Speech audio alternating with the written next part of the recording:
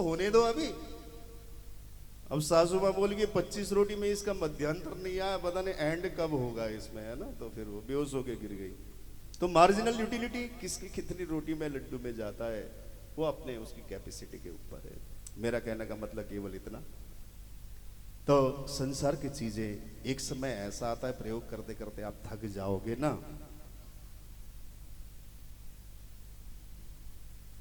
तो क्या होगा, उसका प्रयोग करने का मन नहीं करेगा। परंतु भगवान का नाम तो क्या कहने इसका। तो हाँ, जब कभी भी हम शुरू हो जाते हैं आप लोग पूरा साथ देते हो। थोड़ा बहुत तो अब सारी हमारी भाभियाँ हैं, माताएं बहनें बैठी हैं, थोड़ा बहुत तो जबरदस्ती करनी पड़ती है, इतना अधिकार भी है मेरा।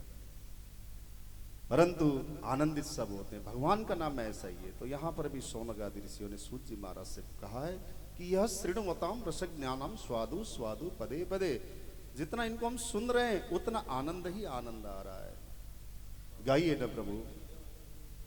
शौनक आदि ऋषियों के प्रश्नों को सुनकर सूत जी ने प्रसन्न होकर आगे कथा आरंभ किया और मंगलाचरण करते हुए शुकाचार्य जी की यहाँ पर वंदना की और कहा कि जय और नमः मुनयः साधु पृष्ठोयम भवद्भिर लोक मंगलम।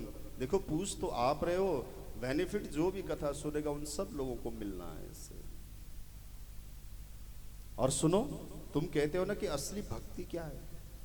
सबई पुंसम परो धर्मो यतो भक्ति रदोक्षिजे। व्यक्ति का धर्म क्या कि जो अहेतुकीय भक्ति जागृत करनी है अपने अंदर। भक्ति ऐसी नहीं होनी चाहिए कि किसी नाम के लिए स्वार्थ के लिए किया जाए। इसमें परम धर्म वही है जिसे आचरण से भगवान के लिए प्रेम प्रकट होता है। यज्ञ याग जप तप कथा श्रवण पूजा यह सब एक साधन मात्र है। साध्य तो भगवान से प्रेम है, उसी को भक्ति कहा गया है। भगवान से प्रेम। देखो प्रेम के 3 रूप होते हैं, समझो बात को। छोटे छोटे पॉइंट भी देते हुए चलो ना आगे। प्रेम के 3 रूप नॉर्मली। प्रेम यदि परमात्मा में हो जाए तो वही भक्ति। भक्ति क्या है? प्रेम को परमात्मा में लगाना, वही भक्ति। प्रेम को व्यक्ति में लगाओगे तो उसको बोलते हैं मोह। समझ में आती है ना? शॉर्टली कथा सुना रहा हूं मैं आपको।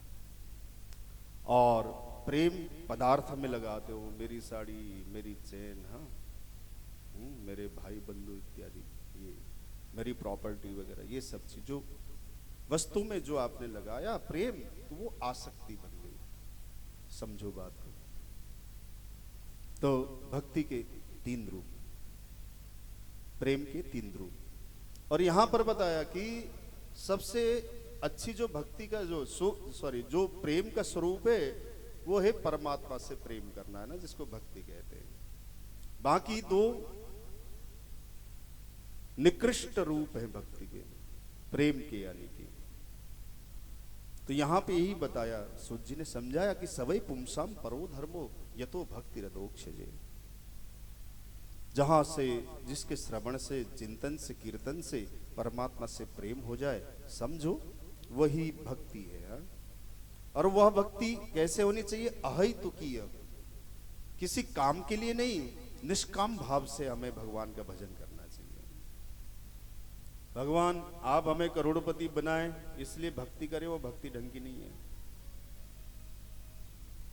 और किसी काम के लिए आप भक्ति करो, वह भक्ति विशेषता नहीं होती है ना। और संतों की यही तो बात है। संत जन की मैंने कहा था ना अभी, ब्रह्मानंद जी ने भी गाया है क्या, हम अभी ज्यादा तो नहीं गाएंगे, 1 लाइन बस। संतों का काम यही है इसमें। प्रभु पद प्रकट करावत प्रीति, भरम मिटावत भारी, परम कृपाल सकल जीवन पर, हरि सम सब दुख हारी, जगत माही संत परम हितकारी, जगत माही संत परम हितकारी। जगत मही संत परम हितकारी, संत परम हितकारी,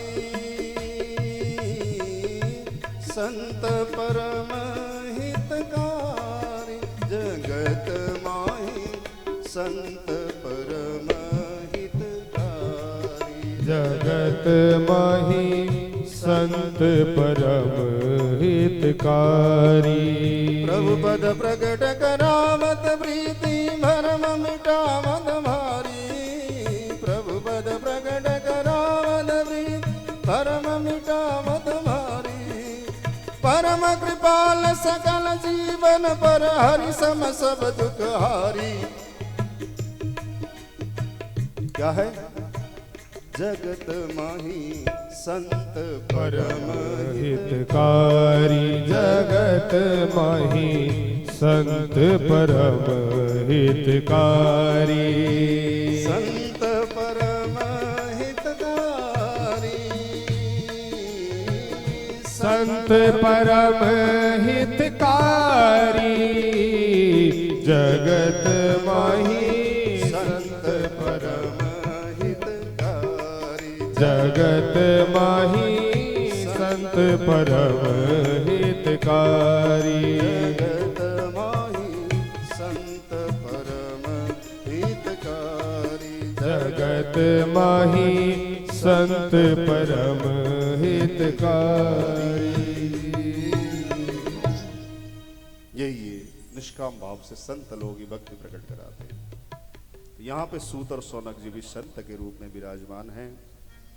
और बताया, सूत जी ने निवेदन किया कि सकल भुवन मध्य निर्धनास्ते भी धन्य, वह लोग निर्धन होते हुए भी धन्य हैं जो भगवान की कथा में मन को लगाते हैं।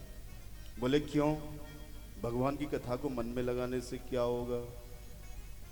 तो बोले क्या होगा? निबसत हृदय साम श्री हरिर भक्ति रेखा। देखो, अकेले हरि आपके हृदय में आए तो चले जाएंगे, परंतु भक्ति के साथ हरि आए तो कभी नहीं जाएंगे। हाँ, इसलिए भक्ति के साथ हरि का नाम उच्चारण और भक्ति की जागृति का काम ही तो संत जनों का है। देखो, गाने बजाने का मौका तो बहुत मिल जाएगा। आज कथा सुन लो, आज हम कथा की सुनाएंगे आपको विशेष इसमें। और भक्ति सूत्रोपनद्ध, भगवान भक्ति से बधे हुए हैं। क्यों? हरिरपि निजलोकम सर्वधा तो विहाय, सब कुछ छोड़ के भाग जाते हैं हरि भी। किसके पास? प्रविशति हृदय तेषां भक्ति सूत्रोपनद्ध, उस व्यक्ति के हृदय में, जिस व्यक्ति के हृदय में भक्ति निवासित करती है। और भक्ति को सनकादि ऋषियों ने कहां पर स्थान दिया अभी पिछले समय पे? उन व्यक्ति के हृदय में जो भगवान की चर्चा करते हैं, भगवान की कथा श्रवण करते हैं। तो समझो बात को, वैष्णव जन भगवान के अवतार 24 मानते हैं, तत्वविद प्रकृति के तत्व 24 मानते हैं, गायत्री मंत्र के अक्षर भी 24 हैं। 24 की बहुत बड़ी महिमा है हमारे शास्त्रों में। और जो हमारे जैनी भाई हैं, आप समझ में आती होगी, जैनी लोग, जैन संप्रदाय अलग है, धर्म अलग नहीं है, उसको गलत मत मानना। हिंदू धर्म के अंतर्गत ही है जैन धर्म, क्योंकि अभी आएगा कि हमारे भगवान ने ही जैन धर्म में भी जो पहले तीर्थंकर माने जाते हैं ना, ऋषभ देव जी, उसके अवतार नारायण ने लिया है। अभी कथा आएगी इसमें। तो जो तीर्थंकर 24 मानते हैं जैनी भाई लोग भी, गायत्री मंत्र के अक्षर भी 24 हैं।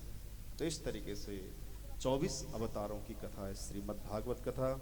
पहले अवतार में भगवान सनत कुमार हुए, जिनके बारे में अभी हम चर्चा कर चुके हैं थोड़ी सी। दूसरे में बराह, तीसरे में नारद जी, चौथे में नरनारायण के स्वरूप में आप जानते ही हैं। बद्रिकाश्रम जो गए उन्हें पता है, नहीं तो आगे कथा आएगी। पांचवें में कपिल बन के आए, सांख्य शास्त्र जो गणित शास्त्र, ज्योतिष शास्त्र कपिल जी महाराज का बड़ा विशेष है, कलकत्ते में विशेष। गंगा सागर जो गए उन्हें पता है। छठे अवतार में अत्रि अनुसुईया के घर में भगवान दत्त बनकर आए हैं। सातवें में यज्ञ भगवान के रूप में अवतारित हुए हैं। आठवें अवतार में नाभि राजा के घर मेरु देवी माता से ऋषभ देव जी बनकर आए। वैष्णव जिसको आठवां अवतार मानते हैं वह भगवान ऋषभ देव जैसे, मैंने कहा था जो हम लोग आठवें अवतार ऋषभ देव जी की है हमारे यहाँ भगवान जो आए। तो जैनी भाई लोग हमारे पहले तीर्थंकर के रूप में मानते हैं उनको, तो हुए तो हमारे सनातन धर्म के अंतर्गत ही ना। तो जैन धर्म कहना गलत है, जैन संप्रदाय आप कह सकते हो, एक धर्म के अंदर अलग संप्रदाय हो सकता है। तो नौवें अवतार में पृथु राजा बन के आए, यानी कि जो कृषि शिक्षा है पृथु जी महाराज ने दिया है भारत को क्या विश्व को। 10वें अवतार में मत्स्य बनकर आए हैं, मत्स्य अवतार भगवान की लीला विशेष है। 11वें अवतार में कूर्मा अवतार, 12वें में भगवान धन्वंतरी बनकर आए हैं, आयुर्वेद के ऊपर सबसे बड़े वैद्य। और 13वें में मोहिनी स्वरूप, जानते ही आप, दैत्यों को छला और देवताओं को अमृत पिलाया मोहिनी स्वरूप ने। 14वें में नृसिंह बनकर आए हैं। 15वें अवतार में वामन, 16वें अवतार में अधर्मी क्षेत्रीय राजाओं को देखकर भगवान परशुराम बनकर आए हैं। 17वें अवतार में ज्ञानावतार हुआ, यानी कि पाराशर ऋषि और सत्यवती माता के यहाँ भगवान वेद व्यास, वो भी भगवान के ये अवतार है जो भागवत बता रहे हैं हमें यहाँ पे। कृष्णम नारायणम वंदे, भागवत का प्रथम श्लोक महात्म्य से भी पहले, कृष्णम वंदे ब्रजप्रियम, कृष्णम द्वैपायनम, यानी कि द्वैपायन ऋषि, द्वैपायन कहते हैं भगवान वेद व्यास को, तो द्वैपायन बन के आए। और 17वें में द्वैपायन वेद व्यास बनकर आए, तो 18वें में मर्यादा पुरुषोत्तम बनकर माता कौशल्या और पिता दशरथ के घर से, रामावतार को आप जानते हो। और 19 और 20वें में बलभद्र और श्री कृष्ण के स्वरूप में आए हैं भगवान। 21वां बुद्ध समझो, 22वां अवतार अभी हुआ नहीं है, परंतु वेदों ने पहले ही बता दिया, जो अवतार हुए भी नहीं उसके बारे में भी बता दिया कि संबल में कल की अवतार बनकर आएंगे, 22वां अवतार भगवान का। अब 2 और क्या, तो भगवान ने अवतार असंख्यास्ते, यहाँ पर सूत जी महाराज कहते हैं कि असंख्य है यहाँ भगवान के अवतार, जहां पर भी जैसी लीला करनी पड़ी भगवान ने वैसी अवतार ली। परंतु यहाँ पर बताया गया कि जगत का स्थूल रूप और जगत का सूक्ष्म रूप, ये भी 2 भगवान के और अवतार हैं, यानी कि 22 वो थे, 24 अवतार। अब कई तरीके से आगे भी भागवत में एक और अवतार की चर्चा आती है। तो देखो, एक बार भगवान ने हयग्रीव अवतार लिया था, और एक बार ध्रुव जी को दर्शन देने के लिए हरि रूप में भी आए हैं भगवान, वो भी अवतार मानते हैं। तो इस तरीके से कई अवतार है भगवान के, परंतु 24 अवतार की मुख्य कथा ये है। अब सौनक जी ने प्रश्न किया सूत जी को कि आपने कहा वेदव्यास ने भागवत की रचना की, वो क्यों की, क्या जरूरत पड़ी उनको रचना करने की, इस पर बताइए। और ये भी सुना था कि सुखदेव जी ने अपने पिता से भागवत पढ़ी थी, क्यों पढ़ी आखिर उन्होंने, क्या जरूरत पड़ी? क्योंकि सुखदेव जी तो पैदा होते ही बनकी और भग गए, कल मैंने कथा में बताया था ना थोड़ा सा। पिताजी चिल्लाते रहे कि बेटा रुक जाओ, बेटा रुक जाओ, परंतु रुके नहीं वो। उन्हें क्या जरूरत पड़ी थी, इसके बारे में बताइए। तो आपने बताया अन्न जल को त्याग कर राजा परीक्षित को गंगा के तट पर जाकर बैठना पड़ा। पांडवों के पौत्र परीक्षित, उनको क्या आवश्यकता पड़ी इतना सब कुछ करने पर? जिनके दादाओं के परमात्मा स्वयं साथी हो, उसको इतना बड़ा तपस्या करने की आवश्यकता क्या पड़ी, इसके बारे में बताइए। तो प्रभु कथा के रचयिता वेद व्यास के बारे में बताइए, कथा के वक्ता सुखदेव जी के बारे में बताइए, और श्रोता के बारे में भी बताइए। हाँ, महाभागवत राजा परीक्षित के बारे में बताइए। जब यह प्रश्न सौनक जी के सामने रखा, सौनक जी ने सूत जी महाराज के सामने रखा, तो यहाँ पर बताया कि सुनो सौनक, जब तीसरा युग द्वापर आया तो पराशर पिता और सत्यवती माता से वेद व्यास जी का जन्म हुआ। वेदों का विस्तार किया, वेद कितने होते हैं आप सब जानते हैं? हर कथा में बताता हूं। कितने? पक्का? नाम बताओ। एक? आपने तो अलग अलग चारों वेदों के नाम बता दिया, कोई ऋग्वेद बोल रहा है कोई। चलो पहला एक ऋग्वेद मान लेता हूं। दूसरा है सामवेद। तीसरा अथर्ववेद। ठीक है। चौथा सॉरी सामवेद रिपीट हो गया, पहले बोल चुका हूं मैं। हाँ यजुर्वेद, यजुर्वेद रह गया था। तो ऋग्वेद, सामवेद, यजुर्वेद, अथर्ववेद। सीधा सीधा समझो इसमें।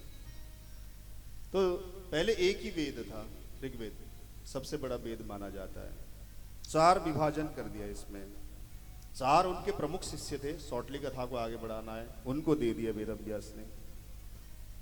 फिर इतिहास पुराण इत्यादि सूत जी महाराज जो कथा सुना रहे हैं ना, इनके पिताजी का नाम रोमहर्षण था, उनको भी सूत जी बोलते हैं हम लोग। तो सूत जी के पिता को इतिहास पुराण इत्यादि दे दिया।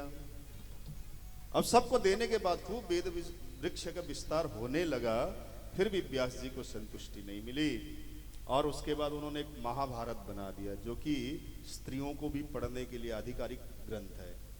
परंतु हमारे हिंदू धर्म विरोधियों ने इतना उड़ा रखा कि महाभारत तो घर पे रखोगे लड़ाई हो जाएगी।